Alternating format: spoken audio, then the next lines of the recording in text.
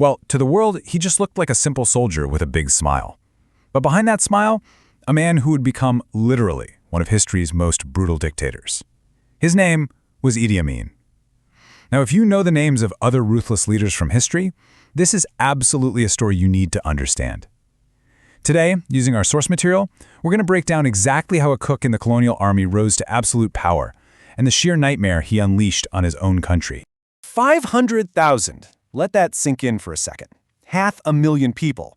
That is the staggering human cost of Idi Amin's 8-year regime in Uganda. Our sources report that more than 500,000 people were brutally murdered under his command.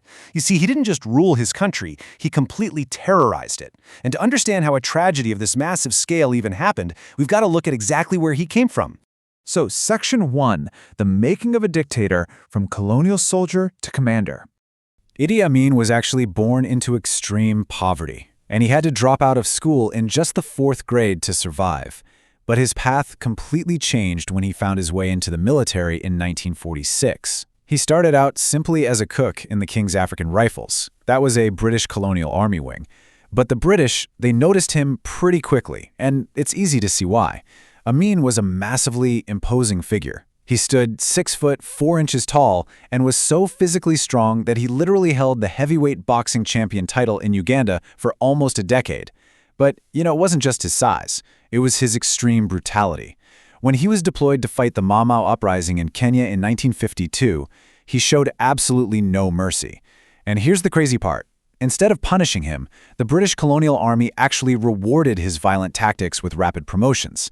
They kind of figured his ruthless nature made him an effective tool to suppress local rebellions.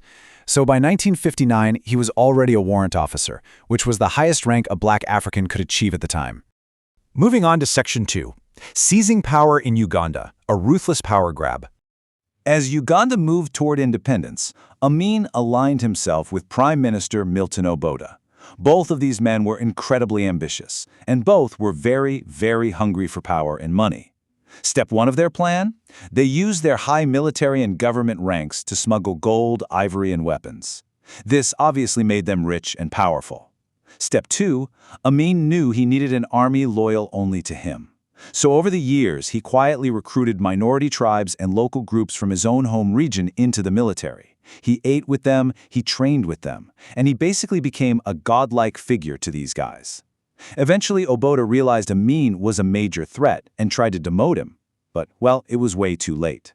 Step 3, on January 25, 1971, while Obote was away at a summit in Singapore, Amin used those fiercely loyal troops to block roads, seize the airport, and totally take over the country in a military coup. Right after taking over, Amin declared, "I am the commander-in-chief of the army and president of Uganda." And you might be surprised to hear this, but the people of Uganda actually cheered in the streets. They were completely tired of Obote's corruption. So they looked at Amin and saw a man of the people, someone who actually listened to their problems. They welcomed him with open arms, really hoping for a new era of freedom and prosperity. But man, they had absolutely no idea of the nightmare that was about to begin. Which brings us to Section 3, a reign of terror, paranoia, and brutality. Those street celebrations, they ended very quickly, as Amin's rule shifted into just absolute barbarism. He was deeply, deeply paranoid and basically saw enemies everywhere. He institutionalized violence, targeting specific groups, and even hiring professional killers whose literal only job was to murder people based on mere suspicion. At first, he went after anyone who supported the former leader, Obote.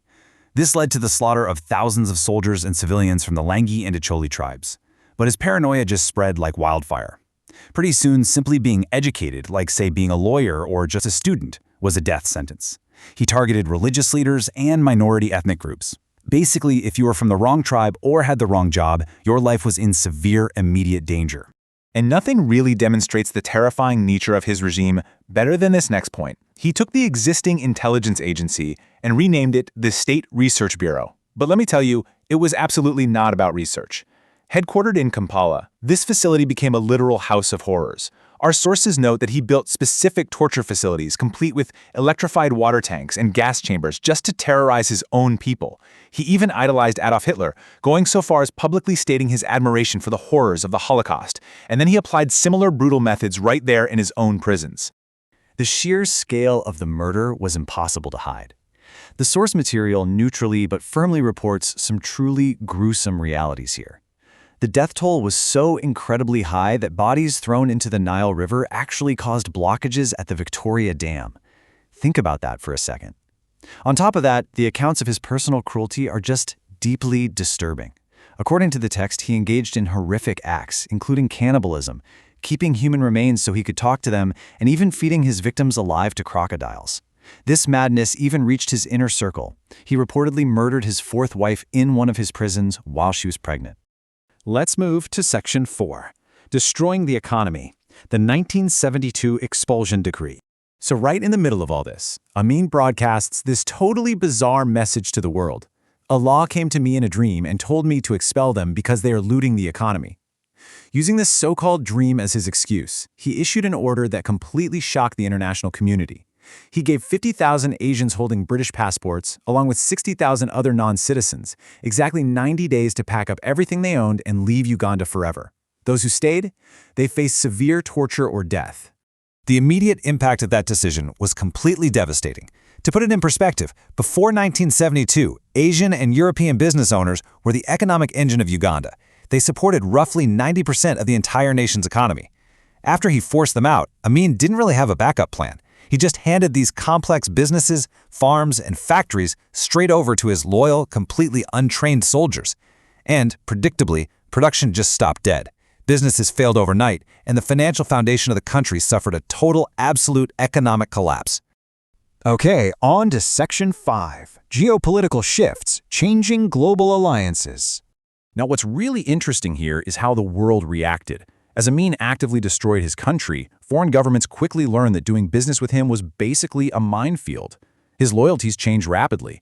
In the beginning, Western countries like the United Kingdom, West Germany, and Israel actually supported him, hoping he'd be a stable ally. But in 1971, when the UK and Israel refused to supply him with advanced military weapons, Amin was furious. He cut ties, took Israelis hostages, and immediately pivoted to the Soviet Union and Libya. And the USR, wanting to balance Western influence in Africa, gladly stepped right in to become his biggest arms supplier. This brings us to our final chapter, Section 6, The Fall of Idi Amin, Ruin and Retribution. You know, a dictator who rules solely by fear eventually runs out of people to trust. By 1978, mutinies started breaking out within the Ugandan army over the vice president's highly suspicious accident. Many soldiers totally believed Amin caused it. So to distract his hangry, rebelling soldiers, Amin made a huge, fatal mistake. He ordered a completely unprovoked attack on neighboring Tanzania, and it totally backfired. The Tanzanian army easily pushed them back, and within just weeks in 1979, they captured Uganda's capital, Kampala. Amin's forces completely crumbled. He did try one last time to build a rebellion from Zaire in 1989, but he was quickly detained and deported. When Kampala fell, the dictator abandoned the very country he had completely ruined. He fled first to Libya, and then eventually found safe haven in Saudi Arabia. The Saudi royal family actually granted him protection and a very comfortable life in exile, but with one strict condition. He was forbidden from engaging in any political activities whatsoever. And there he stayed. He lived quietly for over 2 decades, right up until his death from multiple organ failure in 2003. So, the really crucial point we are left with is this incredibly difficult question. How does a dictator responsible for 500,000 deaths escape international justice and just live out his days in peace?